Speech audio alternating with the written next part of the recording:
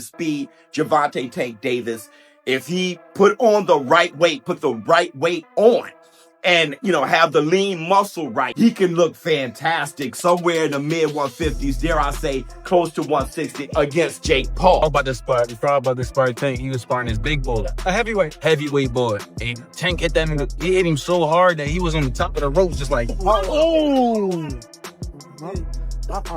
In newly surfaced footage, Gervonta Davis is seen flooring a heavyweight sparring partner during training for his upcoming showdown with Jake Paul.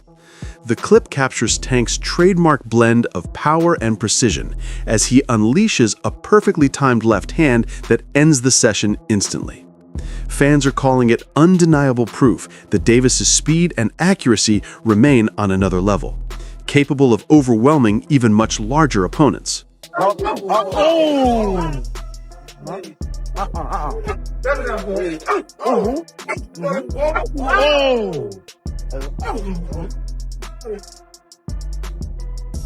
Showbiz The Adult predicts that Gervonta Davis will weigh in around 154 pounds for his fight against Jake Paul, dismissing the idea that Tank will be undersized. He notes that Davis has walked around that weight before and has even trained as heavy as 160 pounds, making this jump far less dramatic than people assume. Showbiz points out that years of sparring with bigger fighters have fine-tuned Tank's timing, reflexes, and counterpunching. That experience, combined with his explosive power and elite fight IQ, gives him a major advantage. Confident in his take, Showbiz boldly claims that Jake Paul's size won't save him once Davis lands clean, and predicts an easy knockout victory for Tank. 50s, dare I say, close to 160 against Jake Paul. I think that's the right thing for him to do. Why? I've been saying this. Number one, fighters need to start fighting closer to their walk-around weight. They're just healthier that way. They're just better and healthier that way. I mean, I know it's probably surprising them too. Like, that was the best I've seen Terrence Bud Crawford. Lamont Roach, he's fighting Pitbull at 140, coming from 130 and a pit stop at 135. You have Shakur Stevenson talking about fighting Teofimo Lopez. They're very close to making that fight at 140. And I think all of them would look their best there.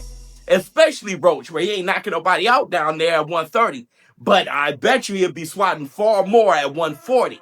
Gervonta Tank Davis, I think, just like the others, fighting closer to your walk-around weight is just going to be one of the better performances for Gervonta Tank Davis. He's going to learn a lot about his body. He's going to learn a lot about himself and where he should campaign moving forward. Maybe even meeting Roach in that rematch at 140 himself.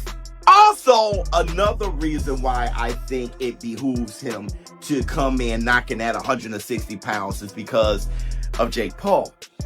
It's not like Tank is going to dodge every punch Jake Paul throws, all right? Some of those going to land, and more than likely it's going to land on his guard. Tank is going to have this guard up. We need for him to be solid enough, his foundation and his base solid enough, so when Jake Paul hits him with those shots, he doesn't go flying around. Reports reveal that Davis has been sparring with much larger partners to gear up for the Jake Paul clash.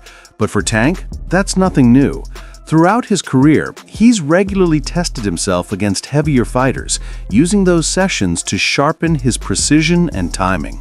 His raw strength and tactical intelligence have always allowed him to handle size disparities with ease, making him more than prepared for this challenge.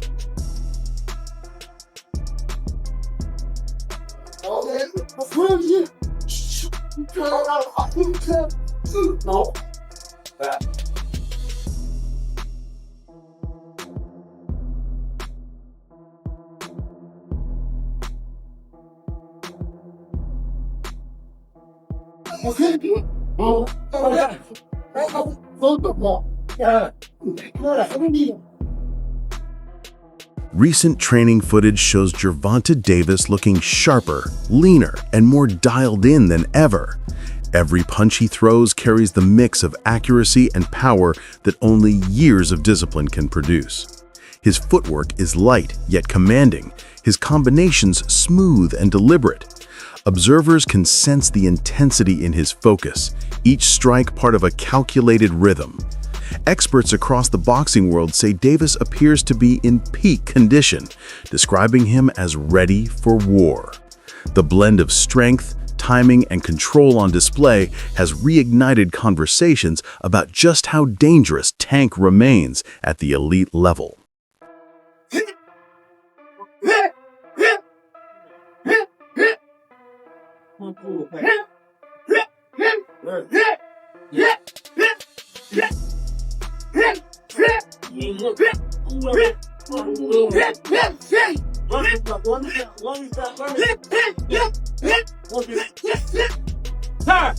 The weight difference between the two fighters has become one of the main talking points. Some argue that Jake Paul's natural size gives him an advantage, while others insist Tank's skill set will erase any gap. Longtime fans know Davis has often sparred and even fought against men much heavier than himself.